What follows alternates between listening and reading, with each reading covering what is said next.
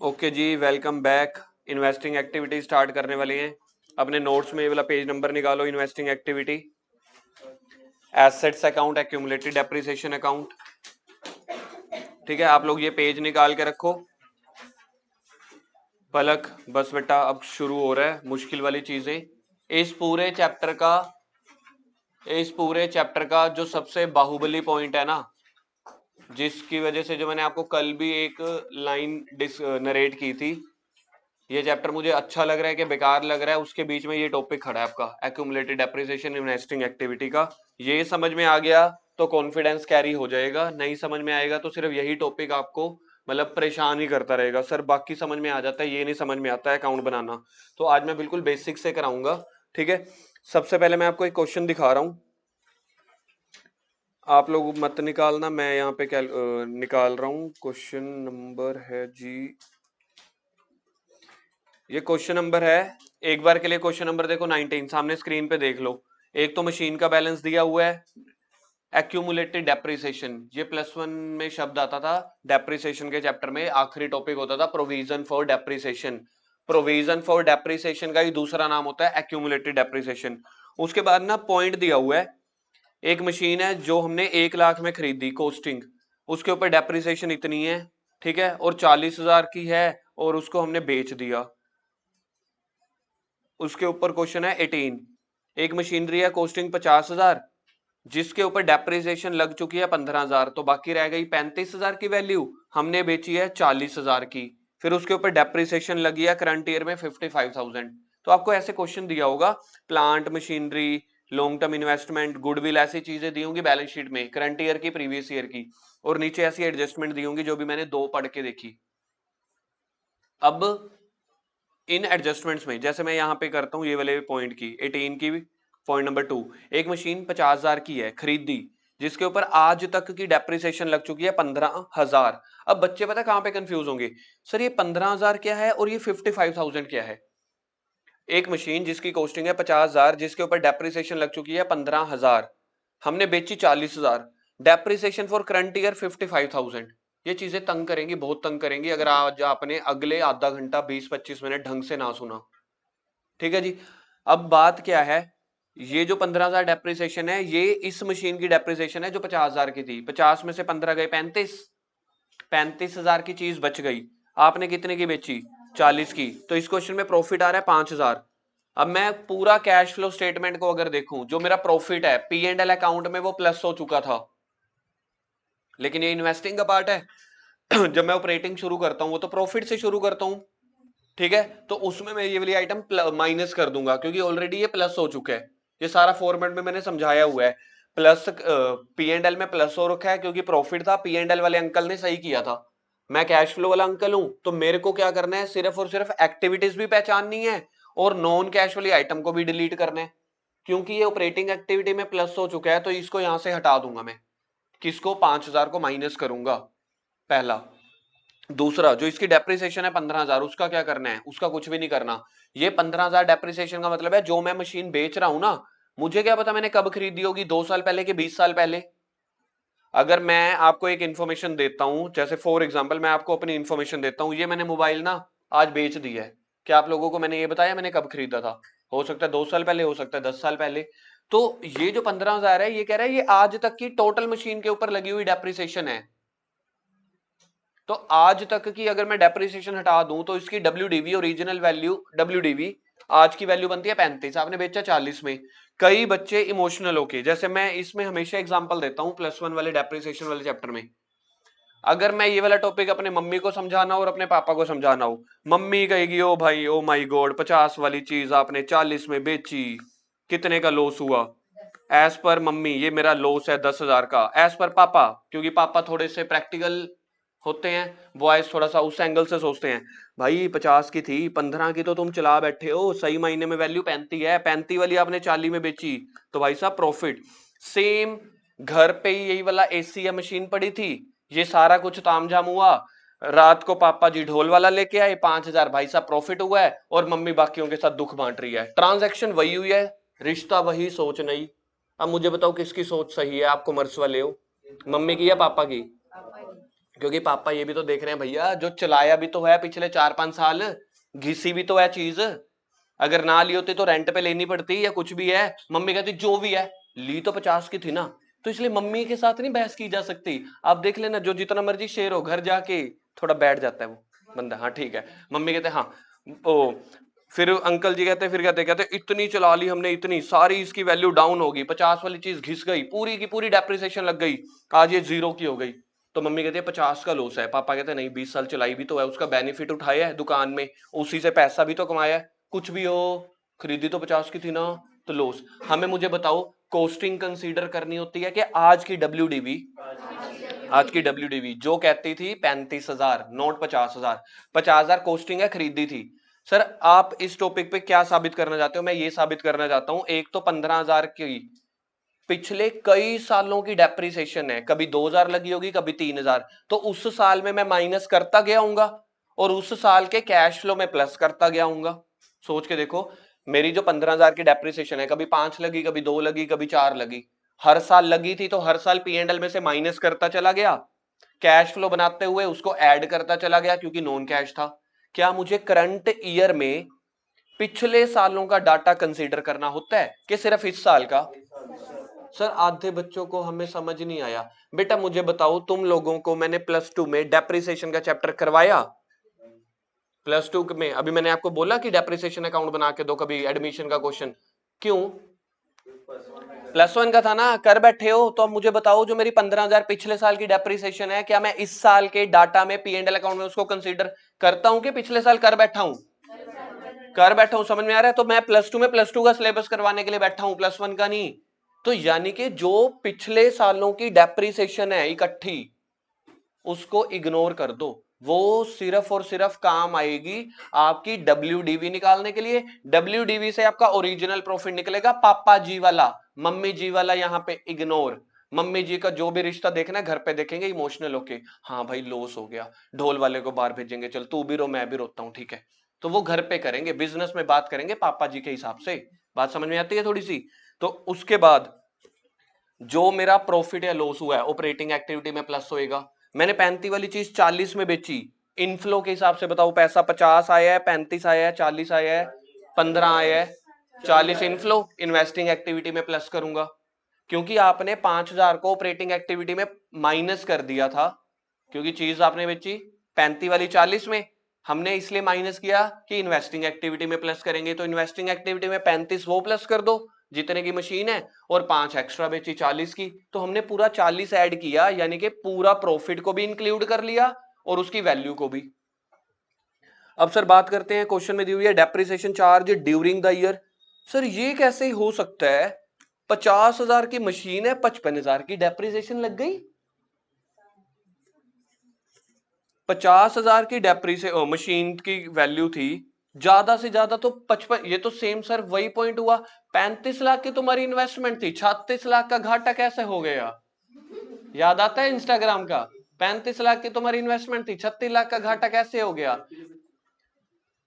36, 25 लाख की इन्वेस्टमेंट ना, 35 ही थी भाई। मैं इंस्टाग्राम के ट्रोल ध्यान से सुनता हूँ, तभी अकाउंट्स कभी कभी अच्छा नहीं पढ़ा पाता, मोबाइल पे बड़ा ध्यान है। 35 की इन्वेस्टमेंट है, 36 का घाटा कैसे हो गया? सर 3500 वो लेके डूब गया, उसको रिकवर करने के लिए 1 लाख और खर्चा हो गया। तो सर इसमें ऐसे कैसे हो सकता है? 50,000 की मशीन हो, 55 की डेप्रिसिएशन। देखते हैं, लगा सकता है कोई दिमाग? कैसे? रहने दो आप, तो कोई और। मशीन कॉस्टिंग 50,000 जिसकी डेप्रिसिएशन है 15,000, सोल्ड कर दी 40,000, depreciation charge during the year 55,000। Any gases? Repair करवाने के लिए वो तो खर्चा होता है। 50 वाली का नई मशीन ली थी, एक थोड़ा सा पार्ट ठीक निकल के आ गया, और ना प्राइस नहीं बढ़ा। 50 वाले की मेरे को तो, मैं 50,000 दे के आया था कुछ साल पहले, कह रहे डेप्रिसिएशन 55।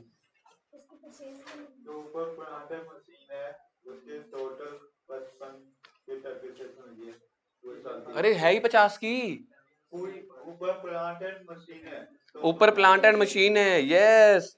देखा, तुम जो मर्जी कह लो भाई, जितनी मर्जी डांट गाली खाए, जब फंसा हुआ पॉइंट होता है ना, तुम ये देख लेना, क्लच, पॉइंट तो भाई आगम ही बताता है। आप इधर देखो ऊपर प्लांट एंड मशीनरी, चाहे ऊपर अगर किसी ने नहीं भी देखा, देखो किसी ने देख लिया वो तो उसकी सेंस ऑफ ह्यूमर है। यही तो चीजें होती हैं जो 25 बच्चे और एक बच्चे को अलग कर देती हैं। चाहे भाई के नंबर ना आए वो अलग बात है, हम यहाँ पे हमेशा नंबरों के ऊपर नहीं डिपेंड रहते। लाइफ में थोड़ी नंबर के हिसाब से आपको पैसे मिलेंगे भाई।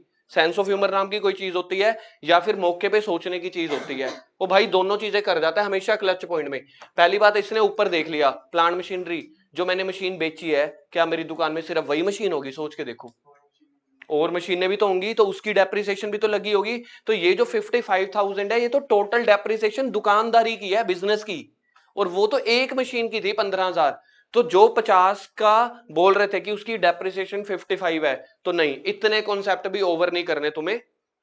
ठीक है, गाड़ी चलती है, तेज चलती है, उड़ेगी नहीं कि कहीं तुम सोचो हम पटियाला से राजपुर आ रहे हैं उड़ के आ जाए, नहीं होएगी। स्पीड स्पीड से आ सकते हैं सिर्फ। तो इसलिए ज्यादा ओवर कॉन्सेप्ट नहीं बनाने कि 50 वाले की डेप्रिसिएशन 55, नहीं 50 ही हो सकती है मैक्सिमम।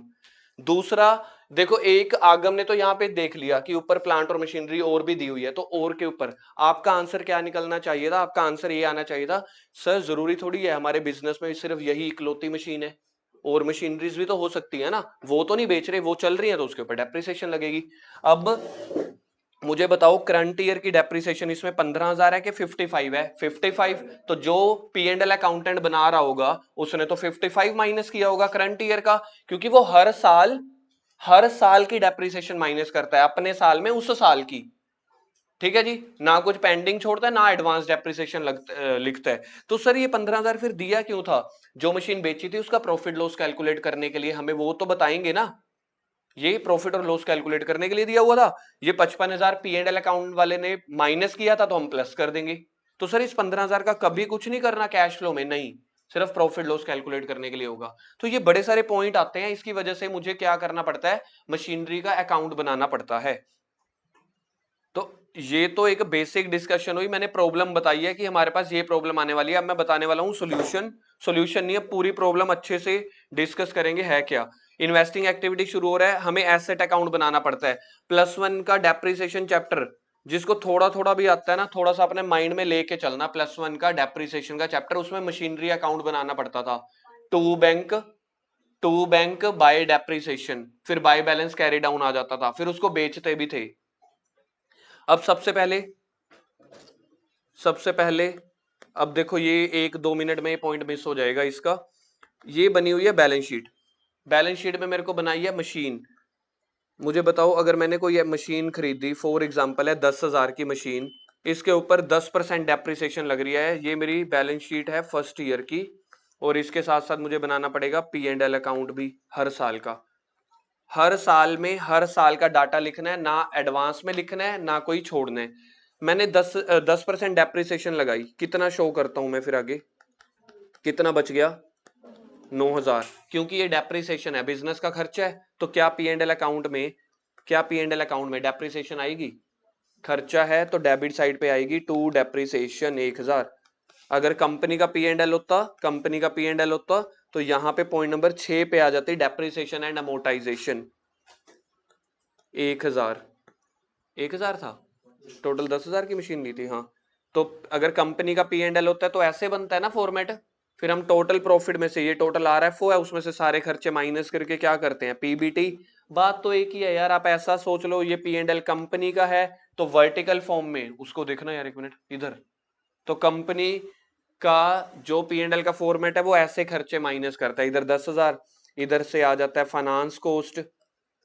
ठीक है ना, ऐसे ही करते हैं हम। ये टोटल आरएफ, टोटल इनकम्स आ जाती हैं, फिर पीबीटी आ जाता है। ठीक है जी, तो ये मेरा 1,000 एक तरह से माइनस हो गया।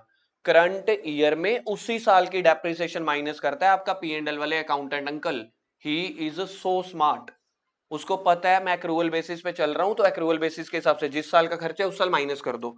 अगर मैं पी एंड एल अकाउंट आपको सोचने के लिए थोड़ा सा वो दूं पार्टनरशिप वाला, तो हम ऐसे बनाते थे, यहाँ पे सारी इनकम्स लिख देते थे, बाय इनकम्स जितनी भी हैं, सारे खर्चे इस तरफ। ये एक तरह से देखा जाए डेबिट में लिखना अपने आप में लेस ही तो हुआ, यहां तक चीज ठीक है। और पहले साल फिर बैलेंस शीट में 10,000 में से 1,000 माइनस कर दिया, 9,000। सेकेंड ईयर मेरे को फिर से बताओगे एक बार के लिए, ये बैलेंस शीट है सेकेंड ईयर की। मशीन कितने की थी पहले? 9,000। फिर से एसएलएम मेथड है फॉर एग्जांपल। ठीक है जी, यहां तक ओके है। दूसरे साल का पी एंड एल अकाउंट बनाते हैं, क्या दूसरे साल में डेप्रिसिएशन आएगी? कितनी? बिल्कुल ठीक है। अब मैं आपसे एक छोटा सा क्वेश्चन पूछता हूं, एक साल की डेप्रिसिएशन कितनी है? 2 साल की कितनी है? दूसरे साल की कितनी है? ये समझ में आती है। अब मैं तीसरे साल पे जाऊं, तीसरे साल पे कितनी वैल्यू है? यहां तक बात समझ में आती है। ये हमारा सिंपल मेथड होता है, इसको बोलते हैं नेट मेथड। नेट मेथड का मतलब होता है जो डेप्रिसिएशन है ना बैलेंस शीट में, उसको माइनस करके दिखाते रहो। यहां तक समझ में आ गया? नेट मेथड किसको बोलते हैं हम? जो डेप्रिसिएशन है माइनस करके दिखाते रहो। ये आपके सामने स्क्रीन के ऊपर नेट मेथड है। नेट मेथड का मतलब है 10,000, उसमें से एक माइनस करो, नेट कितना बच गया? 9,000।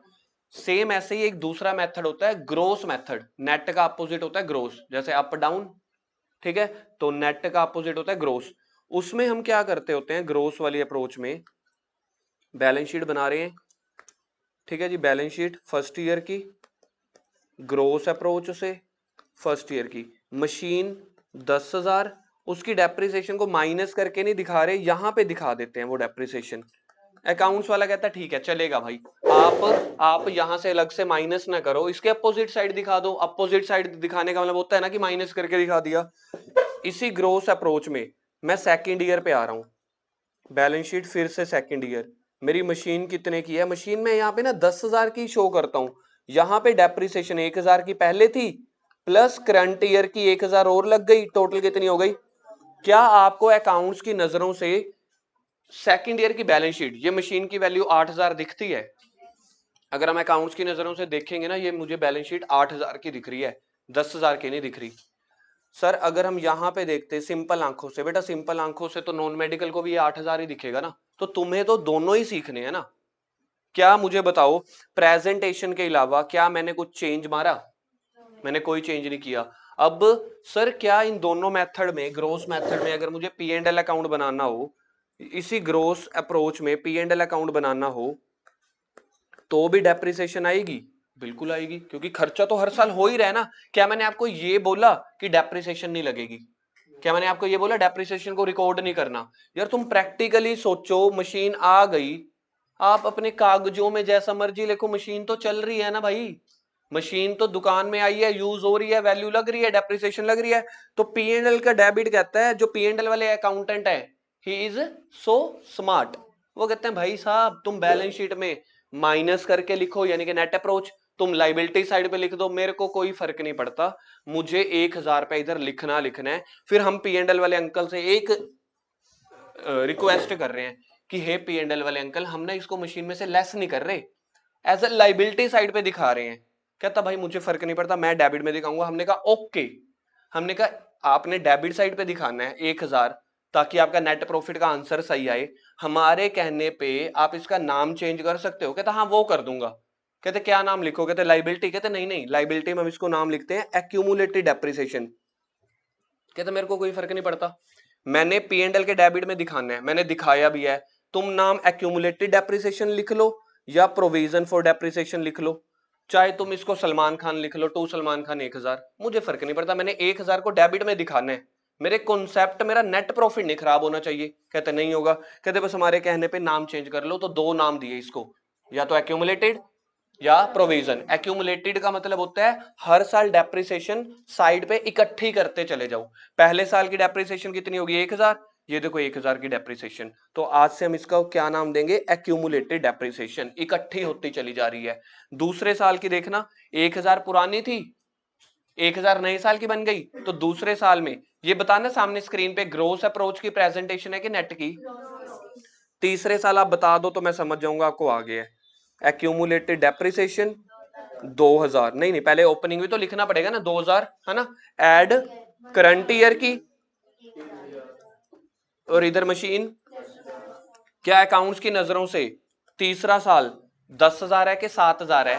7,000 है। ये समझ में आ रहा है? पहले तो ये अप्रोच समझ में आ गई, फर्क कुछ भी नहीं है, प्रेजेंटेशन का फर्क है। अब अगला क्वेश्चन, तीसरे साल की डेप्रिसिएशन बताना। 3 सालों की डेप्रिसिएशन, दूसरे साल की, पहले साल की, 2 सालों की। पी एंड एल अकाउंटेंट वाले अंकल ने क्या ग्रोस अप्रोच में डेप्रिसिएशन दिखाई है? पी एंड एल के डेबिट में दिखाई है, तीनों साल में दिखाई है। पक्की बात है? तीनों सालों में या 3 साल में इकट्ठी दिखा दी? तीनों सालों में दिखा दी। क्या मैंने मशीन में से माइनस की है? मशीन में से माइनस तो नहीं करी ना, अपोजिट साइड दिखा दी। अब जब मैं इस मशीन को बेचूंगा कई सालों के बाद, अब मैं बताता हूं कि मशीन अकाउंट में हम कैसे करते थे। मशीन अकाउंट में हम क्या करते होते थे, इधर लिखते थे टू बैंक, जितने की मशीन खरीदी 10,000 की। अगर तो मेरा नेट अप्रोच है तो नेट अप्रोच में पहले साल 1000 माइनस करके बाकी दिखा देता था 9,000। मशीन अकाउंट और बैलेंस शीट बिल्कुल सिमिलर ही होते हैं, बिल्कुल सेम। तो इधर 9,000 होता था। अब आपको याद आएंगे वो बचपन के दिन, फिर आप 9,000 को इधर ले आते थे, फिर से 1,000 की डेप्रिसिएशन लिखते थे, तो बैलेंस कैरी डाउन लिखते थे, वो बोरिंग वाली चीज। कितना? 8,000 लिखते थे, जबकि इस साल का टोटल करते थे 9,000, फिर इसको आगे लेके आ जाते थे। ठीक है जी, ऐसे करते थे। इस वे में करके मशीन अकाउंट में मैं हर साल की डेप्रिसिएशन दिखाता था। नेट अप्रोच में हर साल की डेप्रिसिएशन हर साल दिखानी है भैया, बात खत्म। पी एंड एल अकाउंट में भी, बैलेंस शीट में भी। तो डेप्रिसिएशन का ओरिजिनल घर क्या बना? डेप्रिसिएशन का ओरिजिनल घर बना या तो पी एंड एल का डेबिट, नहीं तो मशीन अकाउंट का क्रेडिट, ये जो मैंने सामने लिखा हुआ है। तो डेप्रिसिएशन का ओरिजिनल घर कौन सा होता है? मशीन अकाउंट के क्रेडिट में, नहीं तो पी एंड एल के डेबिट में। लेकिन अगर मैं ग्रोस अप्रोच की बात करता हूं ना, ग्रोस अप्रोच की बात, मशीन अकाउंट बना रहा हूं मैं, मशीन अकाउंट बना रहा हूं, इधर मैंने 10,000 की मशीन खरीदी, यहां पे मैं डेप्रिसिएशन लगाता ही नहीं हूं। क्यों? क्योंकि वो मैं एक्यूमुलेटेड में इकट्ठी करता चला जा रहा हूं।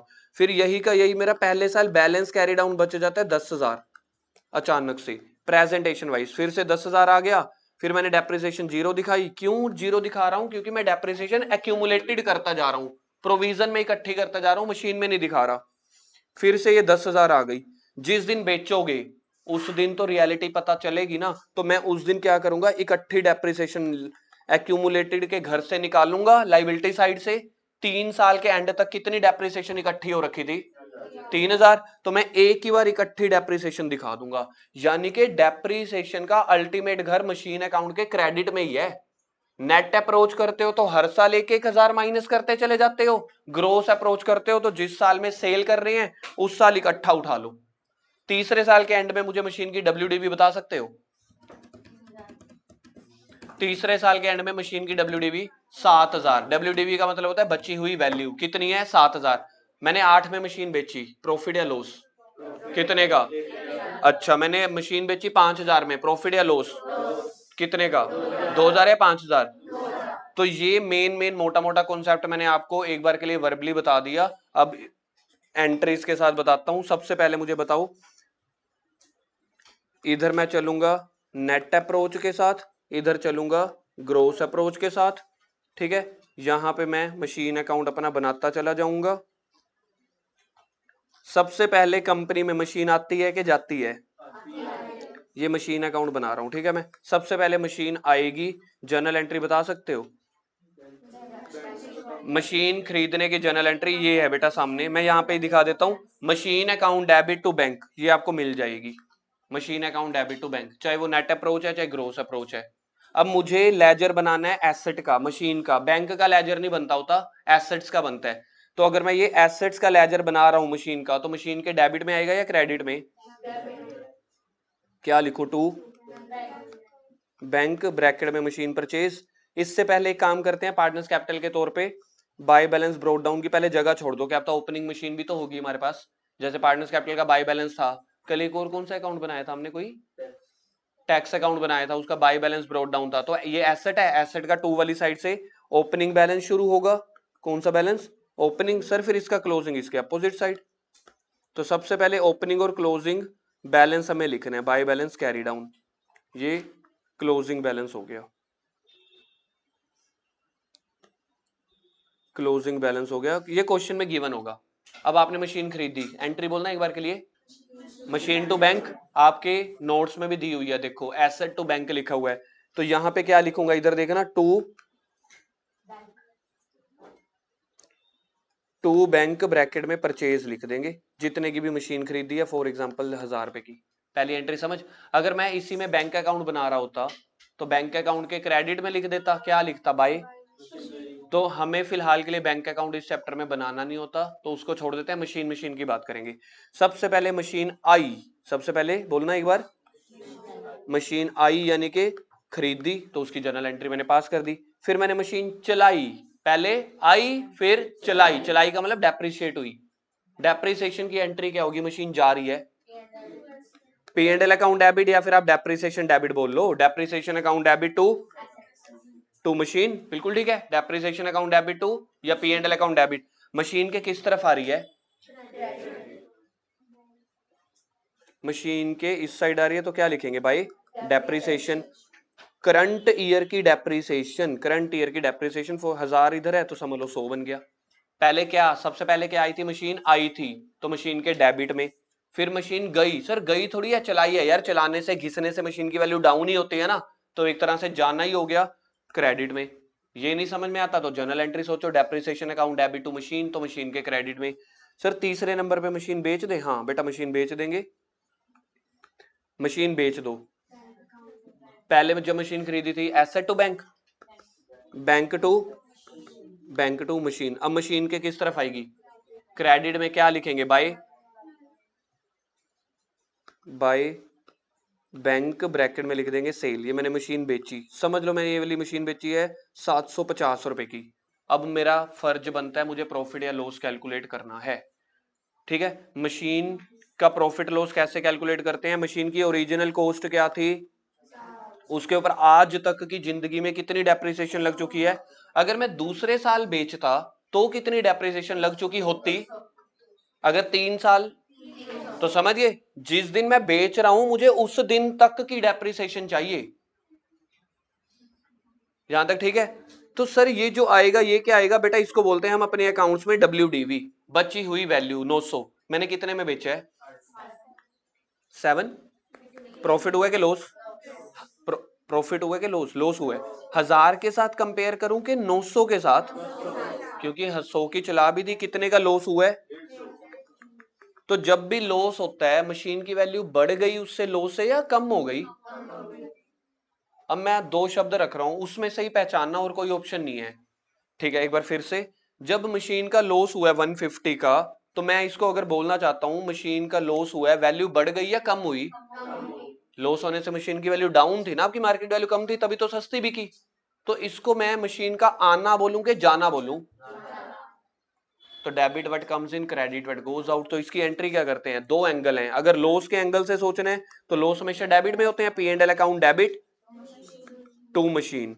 अगर आप पी एंड एल अकाउंट के एंगल से सोचना, मतलब 2 रूल है यार, real rule machine, real rule related होता है एसेट से, अगर उस रूल से सोचना चाहते हो debit what comes in credit what goes out, तो लॉस का मतलब आना नहीं होता, जाना होता है। यार मेरा तो मशीन चली गई, घिस गई, वैल्यू कम हो गई, तो उसके हिसाब से मशीन को क्रेडिट करते हैं, debit what comes in credit what goes out, जो जा रही है तो 150 के लॉस के हिसाब से भी जा रही है। ये एंगल समझ आता है तो वेल एंड गुड है, जिसको दूसरा समझ आ जाता है अच्छी बात है, दोनों समझ में आ जाएंगे तो बहुत बढ़िया। पी एंड एल लॉस है तो पी एंड एल को डेबिट, नॉमिनल रूल क्या कहता है, debit all expenses and losses, तो लॉस को डेबिट कर दो, P and L account debit, तो बाकी क्या बच गया, टू मशीन। तो जिसको दोनों एंगल समझ में आ गए वेल एंड गुड है। अब मुझे मशीन अकाउंट में क्या ये वाली एंट्री डालनी है, देखना P and L to machine, P and L to machine क्या मशीन में डालनी है, डेबिट में या क्रेडिट में, तो लिख दूंगा बाई पी एंड एल या बाई लॉस, कितने का 150, क्या देखना ये बराबर हो रहा है पूरा 1000 पे से क्लोज हो रहा है, होएगा ही होएगा क्लोज, क्यों नहीं होगा। 100 रुपए की चला दी, 750 की बेच दी, 850, 250 रुपए की उसकी वैल्यू कम हो गई थी, हो गया पूरा 1000। सर इसकी जगह अगर हमने प्रॉफिट पे बेची होती तो एंट्री को रिवर्स कर देते। सर प्रॉफिट वाली बताना, अगर मैंने मशीन को बेचा है 950 का, प्रॉफिट और लॉस निकालना, 950 में बेची है, कितने वाली चीज कितने में बेची है, कितने का प्रॉफिट हुआ है 50 का। अब प्रॉफिट से मशीन की वैल्यू बढ़ी है कि कम हुई है, या तो मशीन के एंगल से सोच लो, नहीं तो प्रॉफिट से, प्रॉफिट हमेशा क्या होते हैं क्रेडिट, तो एंट्री क्या बनी, machine account debit to profit या P and L, profit and P and, हम पी एंड एल लिखेंगे ब्रैकेट में प्रॉफिट लिख दिया करेंगे। अब बताना मशीन के किस तरफ लिखूं, तो to machine to profit on sale, कितना 50। सर किसी क्वेश्चन में प्रॉफिट और लॉस दोनों हो सकते हैं, नहीं, या तो प्रॉफिट होगा या लॉस होगा या जीरो होगा। अब मशीन अकाउंट के एंगल से सोचे, मशीन अकाउंट में देखो क्या क्या आया है, सबसे पहले ओपनिंग और क्लोजिंग बैलेंस, बिल्कुल ठीक है जी, मैं सर्कल लगाता चला जाता हूं, ओपनिंग और क्लोजिंग बैलेंस इधर, पहले देखो ओपनिंग क्लोजिंग खत्म। अब सबसे पहले मशीन बिजनेस में आई, डेबिट साइड लिख दो, machine account debit to bank. अगर गई तो क्रेडिट साइड पे लिख दो, ठीक है। तो वैसे मेरे को पहले बेचने वाला नहीं, पहले मशीन आई तो डेबिट में, फिर मशीन घिसी डेप्रिसिएशन लगी, डेप्रिसिएशन की एंट्री बोलना depreciation account debit to machine, तो मशीन के क्रेडिट में। यानी कि जब जब मशीन आएगी या बढ़ेगी डेबिट में, जब जब जाएगी या कम होएगी क्रेडिट में। बेसिक नुस्खा तो यही है, पर ये नुस्खा तब काम में आएगा जब हम ऑलरेडी 6-7 क्वेश्चन कर चुके होंगे। पहले तो मुझे कॉन्सेप्ट सीखना है ना। सर आपने तो बता दिया आ रही है तो डेबिट में, जा रही है तो क्रेडिट में, क्या रूल है? कुछ पर्सनल रूल है, कुछ रियल रूल है, कुछ नॉमिनल है। पर्सनल नहीं है, नॉमिनल और रियल। तो सबसे पहले मशीन आई डेबिट में, फिर मशीन गई यानी कि डेप्रिसिएशन क्रेडिट में, फिर मशीन को बेचा क्रेडिट में, फिर अगर उसके ऊपर प्रॉफिट हुआ, वैल्यू बढ़ गई मतलब आई, तो प्रॉफिट डेबिट में, लॉस है तो माइनस में।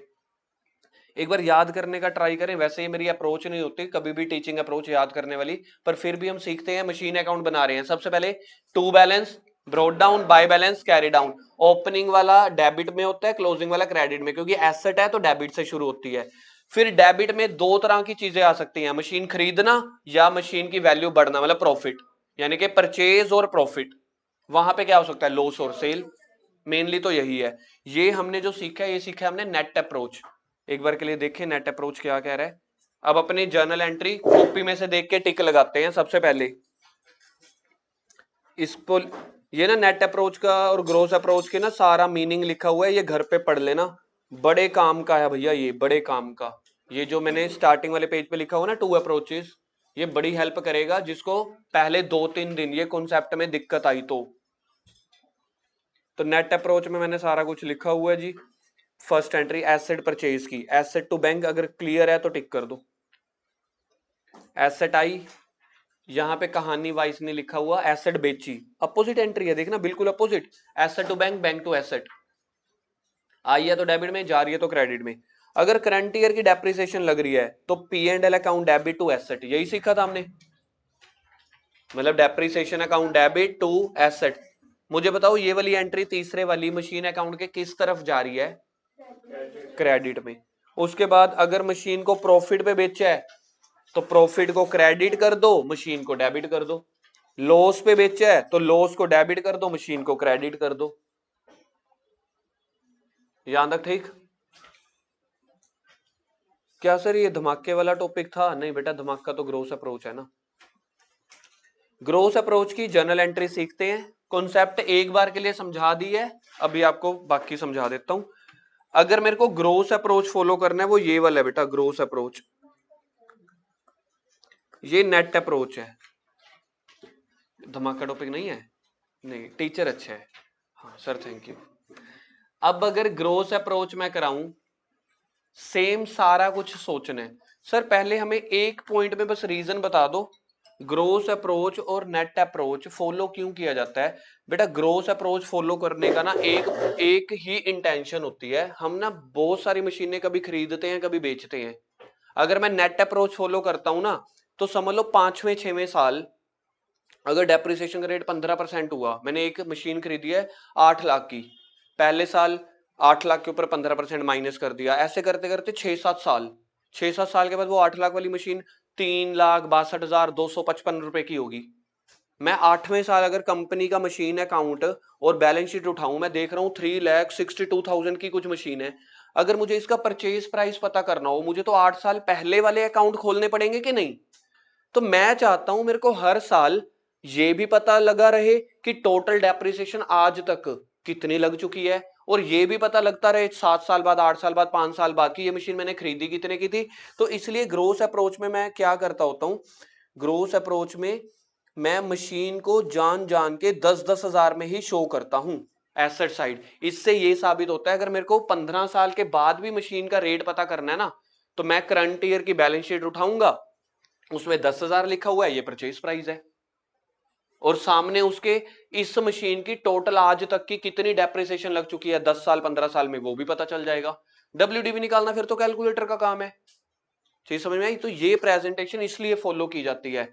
बच्चे पता क्या कहते हैं मुझे हर साल, सर ये मुश्किल है, ये बिजनेसमैन ही बेकार है, जो इनका सीए होगा ना वही बेकार है, पता नहीं ये क्यों फॉलो कर रहे हैं, जब माइनस करके हमने सीखा हुआ है बेटा जिंदगी आसान नहीं होती आपके कहने पे, हमें ओवरऑल बिजनेसमैन की सीएस की इंटेंशन भी तो देखनी है ना। तो ये इंटेंशन आपको समझ में आ गई, तो है बेकार, थोड़ी सी टफ है, लेकिन ठीक है जी, यही चलेगा। अब अगर मैं ग्रोथ अप्रोच फॉलो कर रहा हूं कोई बिजनेस, सबसे पहले मशीन खरीदी, इधर देखो इसने क्या लिखा हुआ है सेम। सर बड़ा मजा आया, इसमें हम हैप्पी सिंबल बना देते हैं। ओके, क्या एंट्री बनी होगी खरीदने की, मशीन टू बैंक, तो दोनों अप्रोच में सेम है। सर जब बेचेंगे same, sir happy symbol, okay.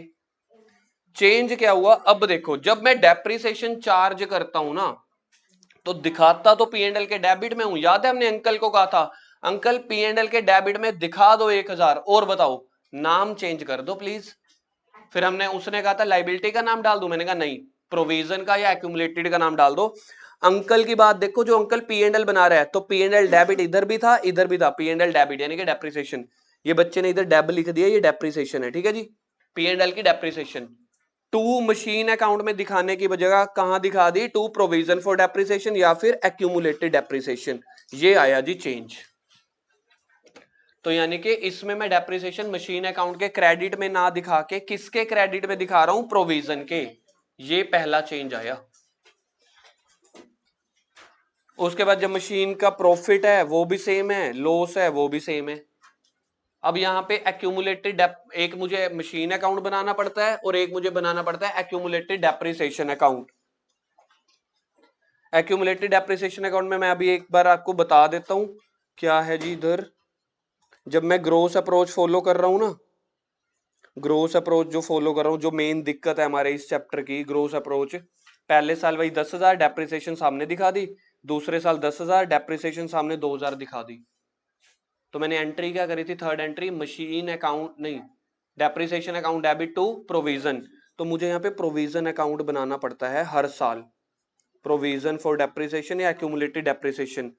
मुझे बताना ये प्रोविजन मैंने एसेट साइड पे दिखाया था कि लाइबिलिटी साइड, ये एक्यूमुलेटेड डेप्रिसिएशन एसेट साइड पे दिखाई थी कि लाइबिलिटी, लाइबिलिटी के बैलेंस कहां से स्टार्ट होते हैं, तो सर इसका भी बैलेंस होगा, होगा नहीं यार। आप तीसरे साल सोच के देखो, एक्यूमुलेटेड डेप्रिसिएशन में तीसरे साल क्या था, 2000 का पिछला बैलेंस, 1000 का करंट का, तो पहले बाय बैलेंस ब्रोट डाउन, समझ लो ये थर्ड ईयर का बना रहा हूं, 2000 क्लोजिंग क्वेश्चन में दिया होगा टू बैलेंस कैरी डाउन।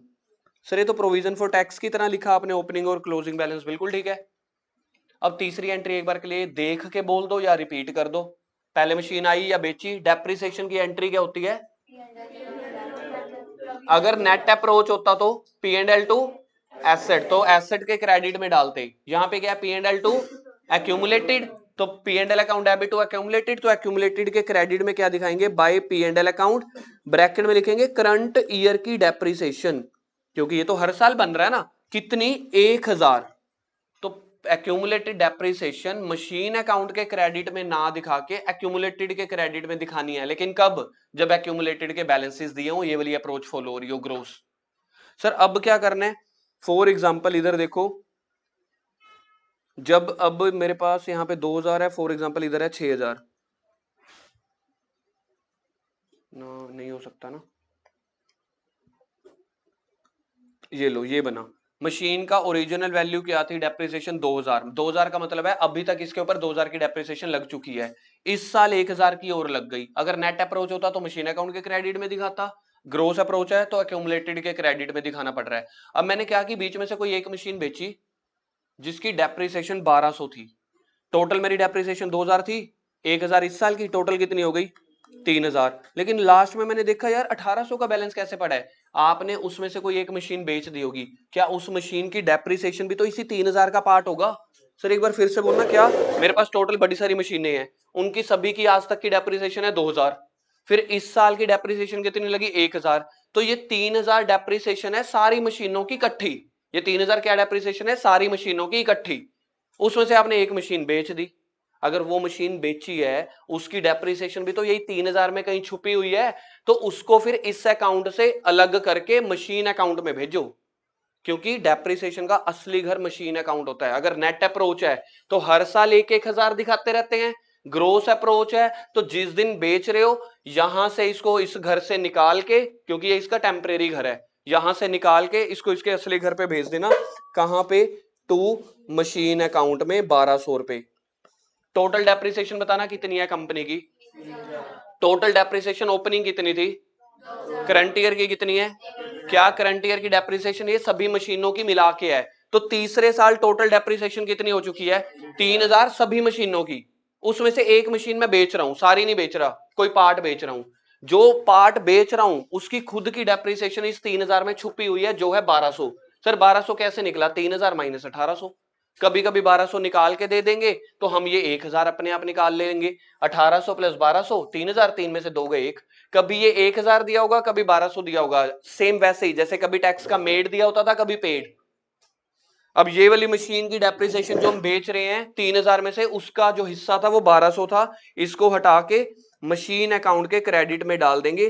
पता है क्यों डाल रहे हैं, क्योंकि अभी तक 3 साल में ना मशीन अकाउंट के क्रेडिट में डेप्रिसिएशन ही नहीं दिखाई थी। ये देखो 10-10 हजार दिखाते चले जा रहे थे, मशीन की डेप्रिसिएशन तो माइनस कर ही नहीं रहे थे, लेकिन करनी चाहिए थी। नेट अप्रोच है तो हर साल करता जाएगा, ग्रोस अप्रोच है तो सेल के टाइम पे इकट्ठी कर देगा तीनों सालों की। अभी ब्रेक रख रहे हैं, फिर इसका एक छोटा सा क्वेश्चन करेंगे, ज्यादा बड़ा नहीं, उसके बाद छुट्टी। इन्वेस्टिंग एक्टिविटी का मेन टॉपिक मेरा खत्म हो चुका है, खतरनाक वाला, उसकी प्रैक्टिस करके देखते हैं। क्वेश्चन नंबर 16 पे आओ, अभी 2 छोटे छोटे क्वेश्चंस करने हैं, बस फिर छुट्टी। क्वेश्चन नंबर 16, हाँ जी,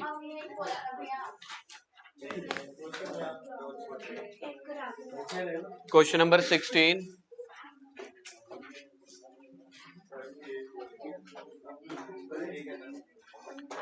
क्वेश्चन नंबर 16 में बोला गया from the following calculate the cash flow from investing activities. Plant और मशीनरी आपको दी हुई है, पिछला बैलेंस दिया हुआ है 1 अप्रैल 23 का, 31 मार्च 24 का, तो ओपनिंग है 7/20 की, क्लोजिंग है 8,60,000 की, डब्ल्यूडीवी दी हुई है, डब्ल्यूडीवी मतलब डेप्रिसिएशन माइनस कर करके हर साल। इंफॉर्मेशन दी हुई है depreciation charge during the year, पूरे साल डेप्रिसिएशन लगी 85,000। ये 85,000 P&L वाले अकाउंटेंट अंकल ने अपने P&L में से माइनस कर दिया था, तो हम इसको प्लस कर देंगे क्योंकि उसने इसी साल माइनस किया होगा। फिर आगे बात कर रहे हैं सेल परचेज की, जिसके लिए मेरा इन्वेस्टमेंट वाला टॉपिक इन्वेस्टिंग एक्टिविटी फेमस है। कहते plant and machinery having a return down value of 1,10,000, जबकि सही मायने में आप प्लांट एंड मशीनरी देखोगे ना, स्टार्टिंग में 720 की थी, उसमें से एक मशीन है 110, 720 में से एक मशीन है 110। तो अगर हम इसको 2 पार्ट करें 7,20,000 के, एक मशीन है 1,10,000 की, तो जो बची हुई मशीन रही होगी ना वो 6,10,000 की रही होगी। कह रहे हैं जो 1,10,000 वाली मशीन है वो हम बेच रहे हैं 1,25 पे, तो क्वेश्चन में क्या आ रहा है, कितना, 15,000 का प्रॉफिट। अब क्वेश्चन कह रहा है कि आपको इन्वेस्टिंग एक्टिविटी करनी है कैश फ्लो की, तो मुझे कैश फ्लो स्टेटमेंट बनानी है प्लस उसका अकाउंट बनाना पड़ेगा। क्वेश्चन नंबर 16, सबसे पहले यहाँ पे ग्रोस अप्रोच तब पता चलता है जब प्रोविजन या एक्यूमुलेटेड डेप्रिसिएशन का कोई बैलेंस दिया हो, तो ये क्वेश्चन में कुछ नहीं दिया हुआ, तो ये आपका नेट अप्रोच है, ठीक है। जो तो इसमें प्रोविजन का अकाउंट नहीं बनेगा, सिर्फ मशीन का अकाउंट बनेगा। बनाओ जी मशीन का अकाउंट, ज्यादा मुश्किल नहीं आएगी, हो जाएगा समझ। सबसे पहले एसेट है तो टू बैलेंस ब्रोट डाउन, फिर 4 या 5 लाइनें छोड़ के क्लोजिंग बैलेंस एंड में होना चाहिए, bye balance carry down. Opening balance है मेरे पास मशीन का 7,20,000 का, और जो क्लोजिंग बैलेंस है वो है 8,60,000 का।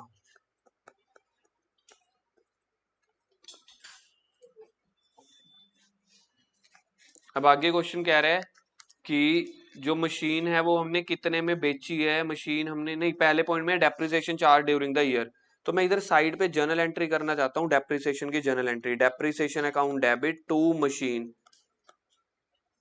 कितने की डेप्रिसिएशन लगी है, 85,000 की डेप्रिसिएशन लगी है, तो मशीन के क्रेडिट में आ जाएगी। सर हमें ये जर्नल एंट्री करनी जरूरी है, नहीं, अगर आप लोगों को ऐसे याद रह जाएगा तो ऐसे याद रख लेना, तो बाय डेप्रिसिएशन 85,000।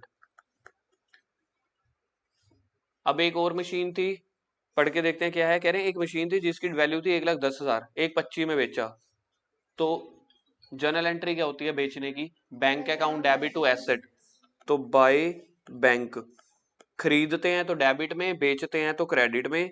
जर्नल एंट्री सीखनी है तो जर्नल एंट्री बनेगी ये वाली, bank account debit to assets कितने में बेची है? 1.25 में।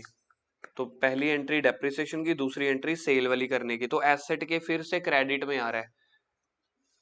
Bank account debit to asset, पैसा आया, एसेट चली गई, तो बैंक के एसेट्स के क्रेडिट में बाय बैंक 1,25,000। तीसरी एंट्री मेरे पास बच जाएगी उसका प्रॉफिट या लॉस कैलकुलेट करने की। 1.10 वाला सामान कितने में बेचा था? प्रॉफिट था कि लॉस था? तो थर्ड एंट्री में मेरे पास प्रॉफिट आया, तो प्रॉफिट की एंट्री होती है asset account debit to P&L या फिर प्रॉफिट। प्रॉफिट आते हैं हमेशा क्रेडिट साइड पे, तो P&L के क्रेडिट साइड पे आते हैं प्रॉफिट, मैंने P&L के क्रेडिट पे लिख दिए। उससे मेरे मशीन की वैल्यू बढ़ जाती है तो मशीन के डेबिट में आएगा। तो ये मेरे पास है प्रॉफिट ऑन सेल। सेकंड थी सेल ऑफ मशीन और पहली थी डेप्रिसिएशन ऑन मशीन। तो प्रॉफिट ऑन सेल को भी लिखना पड़ेगा यहाँ पे। देखें क्या एंट्री थी? एंट्री थी मशीन यानी asset account debit to profit. तो एसेट का ये डेबिट में टू P&L अकाउंट ब्रैकेट में प्रॉफिट। कितने में प्रॉफिट किया था हमने? 15,000। अब देखो जो है ना बराबर नहीं बैठ रहा होगा, ठीक है, बराबर नहीं बैठ रहा होगा। अब सीख लो एक बार के लिए कॉन्सेप्ट। मशीन कितने की थी मेरे पास? 7,20,000 की मशीन थी, उसमें से 1,10 की बेच दी थी, तो बाकी बचनी चाहिए थी 6,10 की। 6,10 की बचनी चाहिए थी, लेकिन बची हुई है ज्यादा, तो बाकी मशीन आपने खरीदी होगी ड्यूरिंग द ईयर। अब सोचो मशीन मेरे पास कितने की थी? 7,20,000 की। उसके ऊपर 1,10,000 वाली तो मैंने बेच दी, याद है हमने ये दो पार्ट बनाए थे। 1,10 वाली बेच दी, ये तो खत्म हो गई। फिर 6,10 जो बच गई उसके ऊपर भी तो 85,000 की डेप्रिसिएशन लग चुकी है, तो वैल्यू तो 5,25,000 या जो भी बनती है वो होनी चाहिए थी। 6,10,000 की मशीन बची हुई है, उसके ऊपर डेप्रिसिएशन लग गई, तो वैल्यू कम आनी चाहिए थी ना। लेकिन क्वेश्चन में क्लोजिंग वैल्यू 8,60 दी हुई है, तो बाकी प्रसाद थोड़ी ना मिला होगा, खरीदी होगी। तो खरीदी होगी तो उसकी जर्नल एंट्री हमने करी होगी मशीन टू बैंक। हमने क्या एंट्री की होगी? Machine to bank. तो मशीन अकाउंट के डेबिट में आ जाएगा। सर आएगा कैसे? आएगा ऐसे करके, क्रेडिट साइड का टोटल करो, उसमें से दोनों डेबिट माइनस कर दो, तो बाकी आ जाएगा टू बैंक ब्रैकेट में परचेज बैलेंसिंग फिगर। करना इनका टोटल क्रेडिट का 12 और 8 20 21 10,70,000। उसमें से माइनस कर देंगे हम 7,35,000, तो 3,35,000 की आ गई बेटा परचेज। तो इसकी जर्नल एंट्री क्या बनी होगी परचेज करने की? Machine account debit to bank, तो इसलिए मशीन के डेबिट में आ गई। ये अभी वर्किंग नोट खत्म हुआ है। क्वेश्चन कह रहा था cash flow from investing activity बनानी है, cash flow statement investing activity की। कैश फ्लो स्टेटमेंट बनानी है इन्वेस्टिंग एक्टिविटी की। ऑपरेटिंग का हम पिछले 2-3 दिन से कर रहे हैं, फाइनेंसिंग का आज किया था हमने पिछले पार्ट में, ठीक है, 2 क्वेश्चन 3 क्वेश्चन किए थे। ये इन्वेस्टिंग का है। सेम ऐसे ही जाना है, एडजस्टमेंट में जाओ। पहली एडजस्टमेंट किस चीज की थी? डेप्रिसिएशन। दूसरी बेचने की, तो उसके रिगार्डिंग हमने क्या बनाया हुआ है यार? यहाँ पे ना रुको, ये कैश फ्लो स्टेटमेंट है, ठीक है, कैश फ्लो स्टेटमेंट बना रहे हैं। पहला cash flow from operating activities, cash flow from operating activities, और दूसरी बनेगी cash flow from investing activities. खत्म इसको भी वैसे ही करना है जैसे हम एडजस्टमेंट्स में करते हैं, ठीक है जी। एडजस्टमेंट पहली क्या की थी? डेप्रिसिएशन की, वो भी अकाउंट में आ गई है, बेचने वाली भी अकाउंट में आ गई है। तो सारा की सारी एडजस्टमेंट ना मेरे इसी मशीन अकाउंट में आ गई है। अगर आप देखोगे ध्यान से, खरीदना, बेचना, प्रॉफिट लॉस, डेप्रिसिएशन, तो जो मेरी पहली 2 एडजस्टमेंट है मुझे करनी है वो वर्किंग नोट में आ चुकी हैं। ओपनिंग और क्लोजिंग को कैश फ्लो स्टेटमेंट में कभी कुछ नहीं करना होता, इसको मैंने काटा मार दिया, फिलहाल के लिए आप लोगों ने नहीं मारना। अब पहले पॉइंट में क्या है, मैं पहले डेबिट खत्म कर देता हूं फिर क्रेडिट। प्रॉफिट है, P&L अकाउंट ने इस प्रॉफिट का क्या किया होगा? P and L account plus किया होगा ना, पी एंड एल ने प्रॉफिट सोच के अपनी इनकम में ऐड कर दिया होगा, मैं माइनस करूंगा। कहां पे माइनस करूंगा? जो वो नहीं होते थे ऐड या less non cash and non operating expenses वगैरह में, तो यहाँ पे मैं माइनस कर दूंगा प्रॉफिट ऑन सेल। ऐड होते हैं नॉन कैश और नॉन ऑपरेटिंग एक्सपेंसेस, माइनस होते हैं नॉन कैश और नॉन ऑपरेटिंग इनकम्स। अब हम इसको शॉर्ट फॉर्म में पता है क्या लिखा करेंगे? ऐड ओब्लिग less non cash and non operating items. दो अलग अलग हेडिंग नहीं बनाया करेंगे, थोड़ा सा हमारा टाइम सेव हो जाएगा। अब प्रॉफिट है तो इधर कर देंगे -15,000। देखना ऑपरेटिंग एक्टिविटी में यही पे करते थे ऐड लेस नॉन कैश और नॉन ऑपरेटिंग। इसको सर यहाँ पे लेस क्यों किया? क्योंकि ये फाइनेंसिंग की आइटम है ना, तो ये 1,10,000 अवेलेबल मशीन जो आपने 1,25 में बेची है तो इन्वेस्टिंग में प्लस करेंगे। अब मेरे पास ये भी हो गया सामने, देखो जो कट करता चला जा रहा हूं, मतलब ये हो गई। तीसरी आइटम, 2 बैंक मशीन खरीदी है, पैसा आया है कि गया है? गया है। इन्वेस्टिंग एक्टिविटी में माइनस कर दो, माइनस परचेज ऑफ मशीन, पैसा गया है 3,35,000। एसेट साइड का डेबिट साइड खत्म हो गया। एसेट साइड के क्रेडिट में पहली आइटम बोलना, क्रेडिट में फर्स्ट आइटम डेप्रिसिएशन कर दो इधर ऐड। ऑपरेटिंग एक्टिविटी में डेप्रिसिएशन ऐड कर दो, depreciation of current year only, depreciation of current year. इस क्वेश्चन में 85,000। लो जी ये भी खत्म हो गया 85,000। बाकी रह गया बैंक, जो हमने मशीन बेची है, पैसा आया कि गया है? कहाँ एक्टिविटी में आएगा? इन्वेस्टिंग एक्टिविटी में प्लस कर दो सेल ऑफ मशीन। कितना पैसा आया था? 1,25,000। ऑपरेटिंग का आंसर निकालते हैं जल्दी से। ऑपरेटिंग का आंसर आ रहा है 70,000 प्लस का। बुक में दिया नहीं होगा क्योंकि हमने निकाला ये ऑपरेटिंग, ताकि पता चल सके डेप्रिसिएशन और प्रॉफिट लॉस का क्या करते हैं। सर एक चीज बता दो, अगर इस क्वेश्चन में प्रॉफिट की जगह लॉस होता तो माइनस की जगह प्लस कर देते, क्योंकि वो loss P and L account में माइनस हो गया था तो हम प्लस कर देते। इन्वेस्टिंग का आंसर निकालो, 2,10,000 माइनस का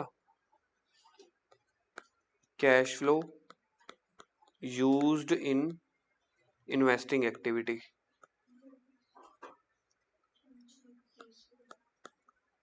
cash flow used in investing activity 2,10,000 minus का। क्वेश्चन खत्म, टाटा बाय बाय।